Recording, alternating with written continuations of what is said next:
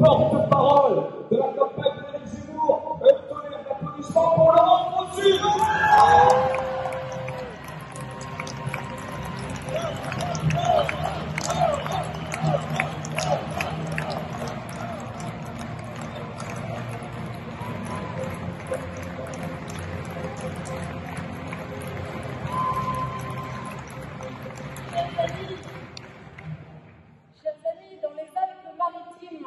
Je viens rencontrer les Français de droite. Et ils sont là.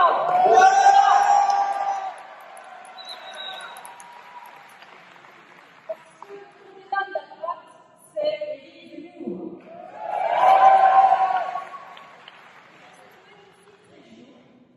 J'ai croisé des usurpateurs de la droite. Il y en a tellement que je ne peux pas les citer, mais il suffit de lire le journal pour avoir leur nom. Il paraît qu'il y en aurait 80 et quelques dans le Var, ayant déclaré hier ou avant-hier qu'il soutenait la candidature d'Emmanuel Macron.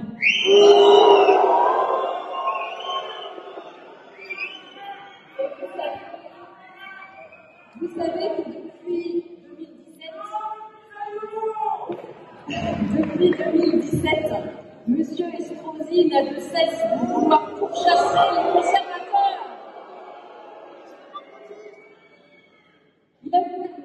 Il a ouvert le bal des Fauderches. Lors des dernières régionales, je me souviens, nous étions 4 LR à refuser Arnaud Muselier l'investiture. 4, seulement 4. François-Xavier Bellamy, Bruno Retailleau, Éric Ciotti et moi-même. Et je leur dis ce soir, mais que faites-vous encore dans ce parti d'extrême centre ?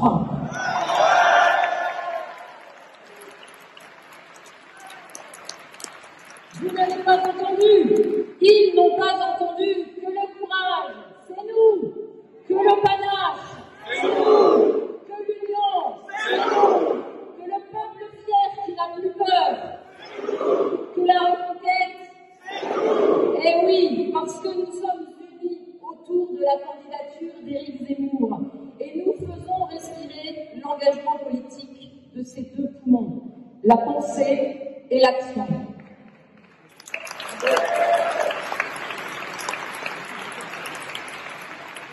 Et parce que les politiciens ne côtoient plus les idées, ils n'ont plus de vision, ils n'ont plus que des catalogues et un slogan, le rassemblement. Mais un rassemblement, pourquoi faire? Un rassemblement qui se construit, qui s'est construit sur la base du consensus le plus large, pour ne pas cliver, pour ne pas froisser, pour ne pas stigmatiser. Mais à quoi cela sert-il? Ça ne sert à rien et surtout ça ne sert pas la France.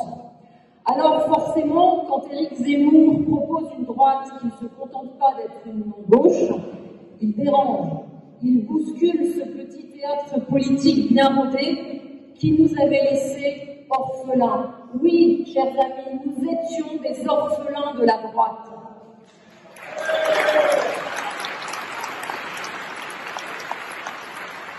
Cette droite, en crise d'identité, elle aurait dû proposer une réelle alternative au progressisme de la gauche, qui n'est rien d'autre que le berceau d'Emmanuel Macron. Mais elle n'a pas saisi la nécessité de lui opposer une vision de l'homme, une vision de la société fondamentalement différente de cette ligne post-nationale, multiculturaliste et transhumaniste qui liquide notre pays. Alors, chers amis, avec Éric Zemmour, nous avons le choix. Celui de mettre en œuvre une vraie politique d'enracinement dans notre civilisation. Une politique d'attachement à la nation et de transmission de notre identité. Et c'est sur ce socle clair qui n'a peur ni de la réalité, ni des mots pour la décrire, ni des solutions puissantes que se construit en ce moment même, sous nos yeux, l'union des droites.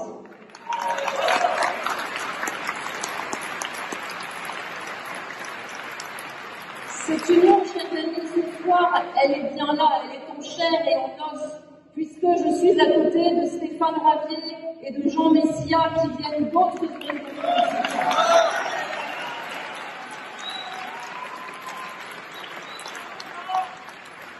Cette union, elle n'est pas un assemblage disparate, elle est bien au contraire une harmonie de point de vue, une unité, une adhésion qui réveille les énergies. Alors bien sûr, trop de combats perdus, d'amères déceptions, de tristes reniements pourraient nous atteindre. Mais ils n'y parviennent pas. Ils n'y parviennent pas parce que nous avons ce quelque chose en nous qui maintient vive la flamme de l'engagement. Ce quelque chose, c'est la conscience que nous ne travaillons pas pour nous-mêmes, mais que nous travaillons pour les générations futures et qu'elles méritent notre engagement sans faille.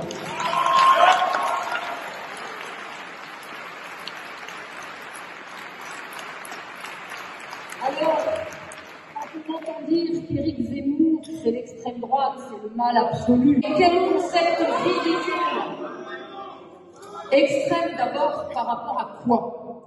Par rapport à cette droite molle qui sévit ici, en région Provence-Alpes-Côte d'Azur? Eh bien non, Éric Zemmour, ça s'appelle tout simplement la droite.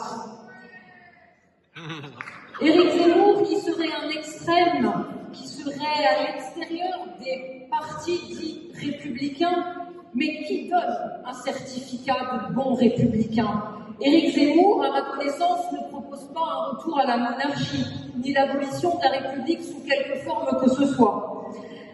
Tout cela, vous voyez bien, ça ne tient pas là. Ce qui est extrême, chers amis, c'est cette tyrannie du centre qui nous emmène droit dans le mur, qui nous emmène encore plus loin dans la déconstruction de notre identité face à une immigration incontrôlable, qui va toujours plus loin dans la violence d'une IVG poussée à 14 semaines, où il faut écraser le crâne d'un fœtus pour lui ôter la vie. Cet extrémisme qui fait perdre nos libertés individuelles quand on nous réclame un pass sanitaire pour aller boire un pastis. Les entraves à la démocratie, c'était aussi toute cette lutte pour gagner les parrainages d'Éric Zemmour, parce que finalement c'était plus respectable de parrainer Mélenchon que de parrainer Éric Zemmour. Elles sont là, les entraves à la démocratie. Alors ce soir, c'est avec détermination que nous voulons dire aux Français qui hésitent encore, aux Français qui ont peur, aux Français qui peut-être se laissent manipuler par tous ces mots qui sont rabâchés à longueur de journée pour décrédibiliser la puissance de la candidature d'Éric Zemmour. N'ayez pas peur.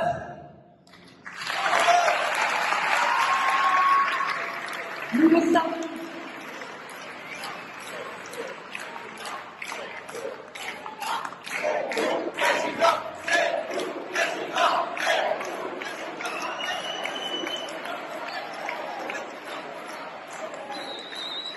Nous le savons, chers amis, la réalité est parfois dure. La réalité de ce que nous vivons est parfois dure, parce que cette réalité, c'est celle du grand remplacement et du grand déclassement. Cette terre que nous aimons, avec laquelle nous avons un lien charnel, elle est aujourd'hui menacée. Et Éric Zemmour a l'audace d'avoir les yeux ouverts sur la réalité, sans tabou, sans peur de froisser ce politiquement correct qui nous détruit. Et c'est ce réalisme qui nous caractérise et qui nous unit. Nous avons l'audace de voir et de dire la réalité. Nous avons le droit de préserver notre identité française.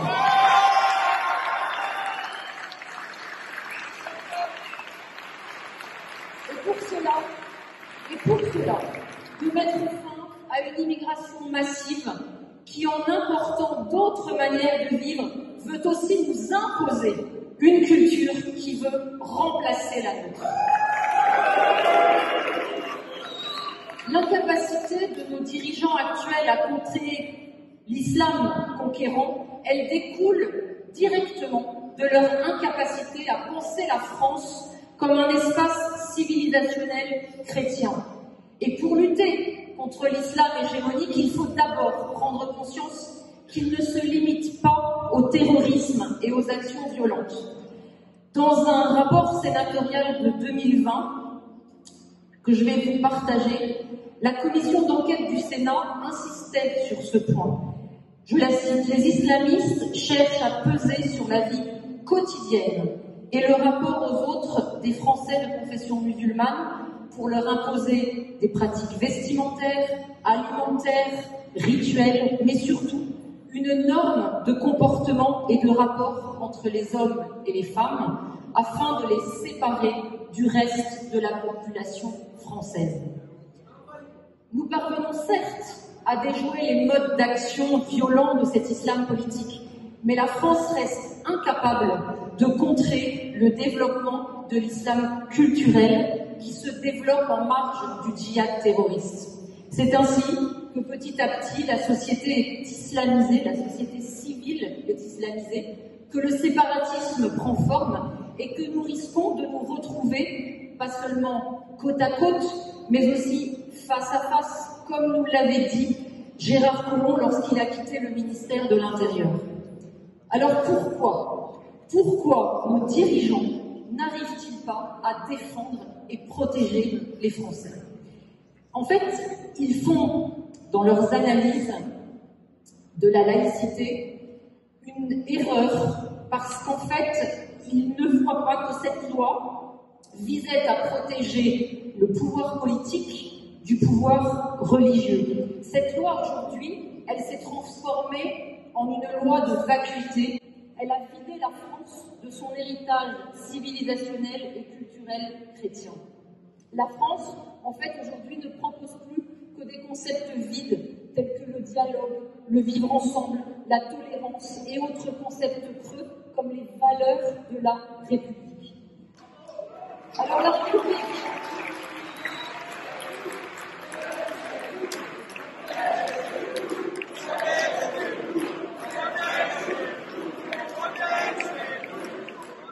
La République, c'est bien. La République, c'est bien, mais ce n'est qu'un régime politique. Avons-nous vu le Royaume-Uni en appeler au principe de la monarchie ou la Suisse aux principes confédéraux pour lutter contre l'islamisme? Évidemment non. Ce n'est pas ainsi que nous réussirons à contrer la montée de la culture islamique dans ce qu'il est convenu d'appeler les territoires perdus de la République. Alors, chers amis, il est urgent de réaffirmer avec ardeur la nécessité de nous réapproprier et d'affirmer notre héritage culturel façonné par notre tradition gréco-romaine et nos racines chrétiennes.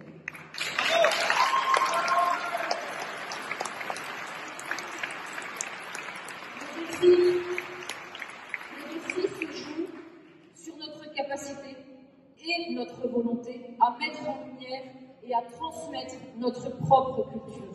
Et cela n'implique pas de remettre en cause la loi de 1905, mais il faut rappeler qu'elle ne doit pas servir à effacer l'identité chrétienne de la France.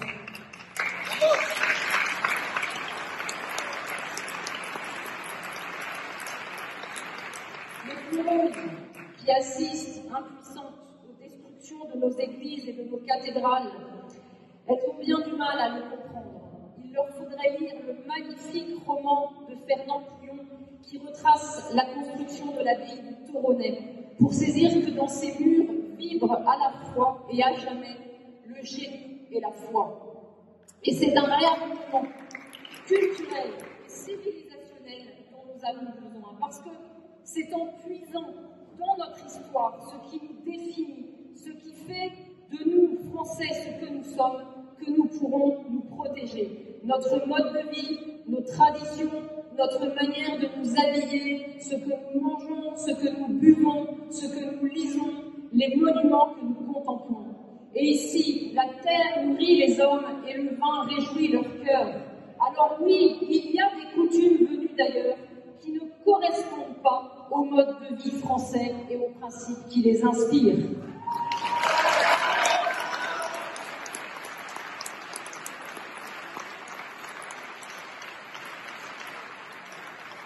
Mais est-il encore possible de parler l'amour de la France dans un pays où on déboulonne les statues de ces grands hommes, dans une Europe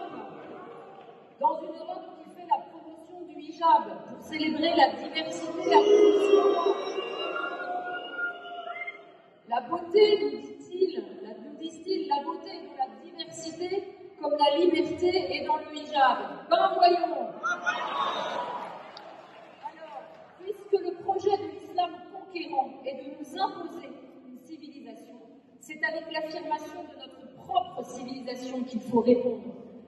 Vous savez, vouloir conserver et transmettre notre culture, c'est avant tout un état d'esprit, celui de ceux qui savent ce à quoi ils sont attachés, conscients qu'il est plus facile de détruire que de bâtir.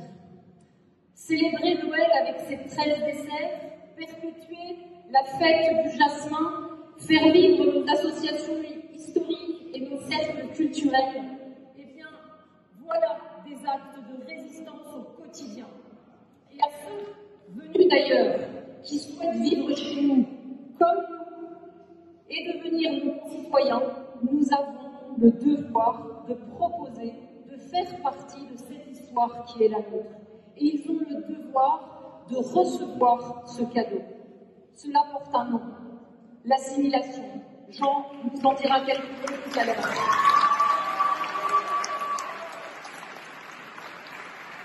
L'assimilation, c'est un très grand projet, parce que c'est celui de la paix. Et c'est en effet une urgence vitale de refuser la soumission au multiculturalisme, ce mal-vivre ensemble qui nous dit qu'il n'y a pas de culture française, mais qu'il faut laisser s'exprimer en France toutes les cultures.